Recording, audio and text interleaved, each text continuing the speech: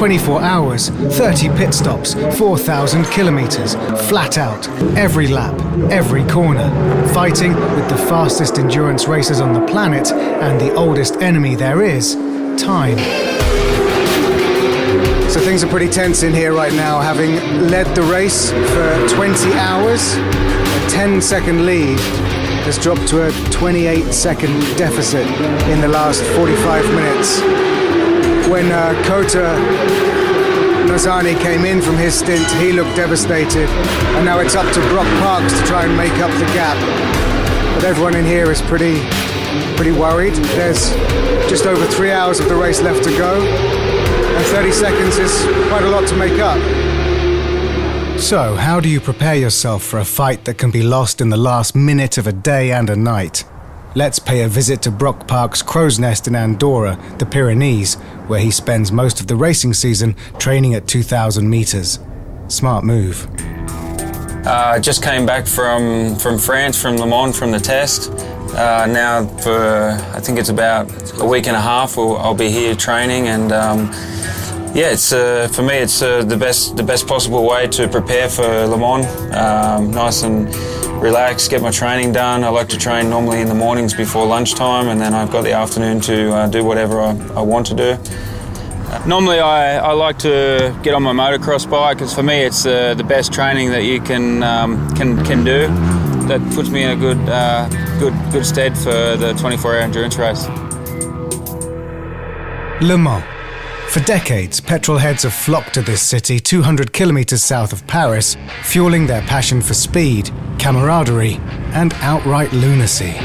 This is the 40th edition this year, and up to 100,000 spectators will come, many of them camping here, treating it like a festival, and for a lot of them, it's a kind of pilgrimage. We came for Le Mans for motorcycle and to be with our friend. It's coming during 20 years on 24 hours of Le Mans. The first year I come here I was pretty impressed, but now it's kind of normal, you know. They're just fanatical here in France for the endurance, Le Mans especially. Well, as you can see, the fans are ready for what is the greatest endurance motorcycle race in the world. And it all starts here. This is the grid. This is where the riders line up. 59 riders will stand on these circles and then take this short sprint, which will be one of the longest runs of their life, in full leathers, helmet on, to make their way to their bike, which is being held up by a mechanic, ready to start the race. Brock Parks, Marvin Fritz, Kota Nozhany. From second on the grid, these three gladiators have kept Team Yacht at the top of the timesheets right from the start. An amazing feat, especially when you know that young Marvin and Kota are taking part in their very first 24-hour race, the most grueling test of man and machine there is. Congratulations, you've done your first stint at Le Mans, so talk us through it. How was it? Yeah, honestly, I was really nervous at the beginning, but yeah, when I went out, I was keeping calm and focused lap by lap, and then it got better every lap, and I made good lap times, and I could see I make a gap to Mathieu Ginès, to Kawasaki, so that was good. And at the beginning, I was just riding and yeah, having fun. It's 9 o'clock, which means two things. One, we've been racing for 6 hours, which is a quarter of the 24 hours of Le Mans. Two, it's sunset, which means the lights are on. The bikes have got their electroluminescent numbers lit up. And also this chill in the air, the humidity from these low grey clouds. Everything's going to be a little bit slippery, everything's going to be a little bit unknown, and you have to change your mindset completely to racing at night. It's time to enter the darkness.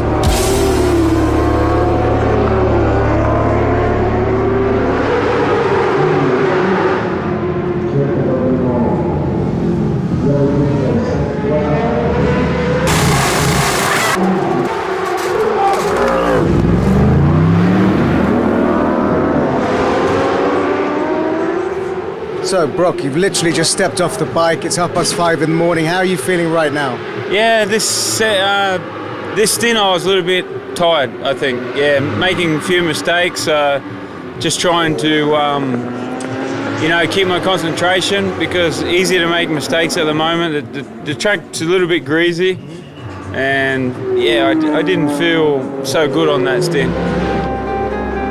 It's 7 in the morning, the sun is starting to rise in the east. We're exactly 2/3 of the way through the race, but crucially, the sight of the sunshine and daylight is a massive psychological boost to the riders. They realise they're on the home stretch, albeit 8 hours away.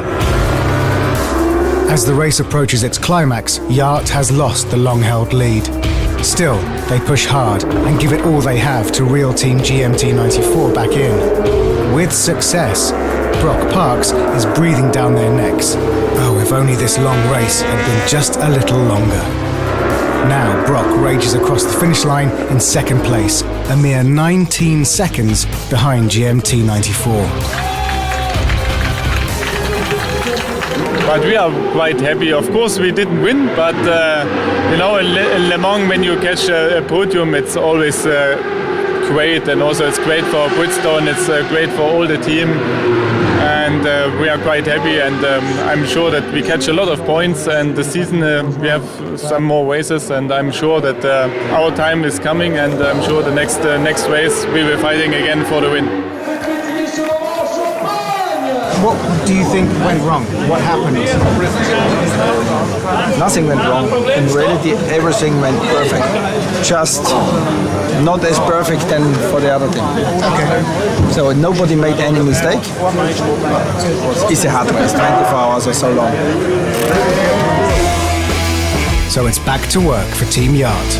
Next up, Oschersleben, a track Marvin Fritz rules. But the German crashed heavily during the Superstock 1000 race at the World Superbike round in Assen.